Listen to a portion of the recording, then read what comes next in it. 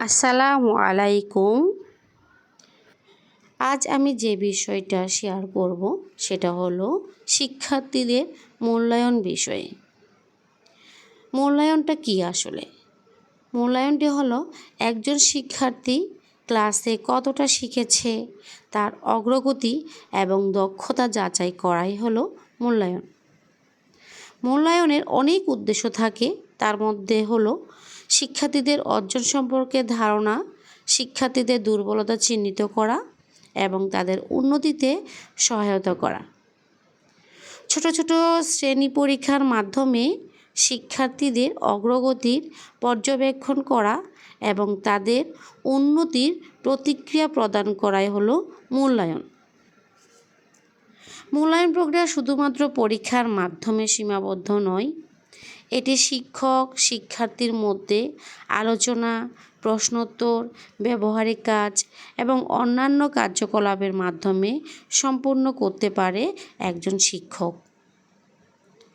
আজ আমি প্রাক প্রাথমিক শ্রেণীর শিক্ষার্থীদের মাঝে ছোট করে একটি মূল্যায়ন রেখেছিলাম, যারা বিগত 8 মাস ধরে তারা বিভিন্ন বর্ণের উপরে, শব্দের উপরে বিভিন্নভাবে ছড়ার মাধ্যমে তারা ধারণা লাভ করছিল।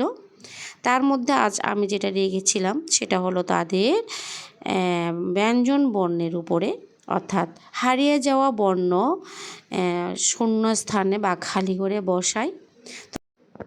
আমার শিক্ষার্থীরাও খুব আগ্রহ করে আজকের মূল্যায়নটা দিতে পেরেছে। তাদের মূল্যায়নের পরে আমি যেটা রেখেছি তাদের জন্য, কোন শিক্ষার্থী কোন বর্ণটি ঠিকমতো বুঝতে পারছে না সে বিষয়ে তাদেরকে কাছে ডেকে সে বর্ণের উপরে আরও একটু ভালো করে তাদেরকে জানানোর চেষ্টা করেছি সে কোথায় ভুল করেছে বা আমার তাকে আরও কতটুকু এগিয়ে নিয়ে যেতে হবে সে বিষয়ে আরও সচেতন হয়েছি এবং ধারণা লাভ করেছি যে তাদের বর্ণ শেখার মধ্যে আর কোন কোন জায়গায় তাদের ঘাটতি রয়েছে এবং কাকে কাকে আরও বেশি বর্ণের শেখার উপরে আগ্রহ দেখাতে হবে।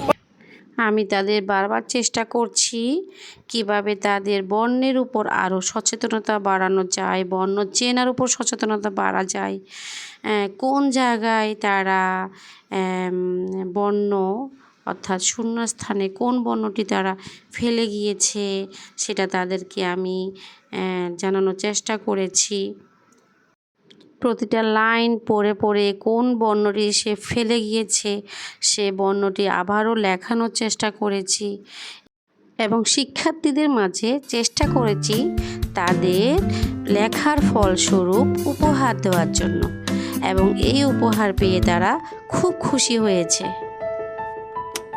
ধন্যবাদ সবাইকে। আমি শাহানাজ আক্তার, সহকারী শিক্ষক, পুরানপাড়া সরকারি প্রাথমিক বিদ্যালয়, রাঙ্গামাটি সদর উপজেলা।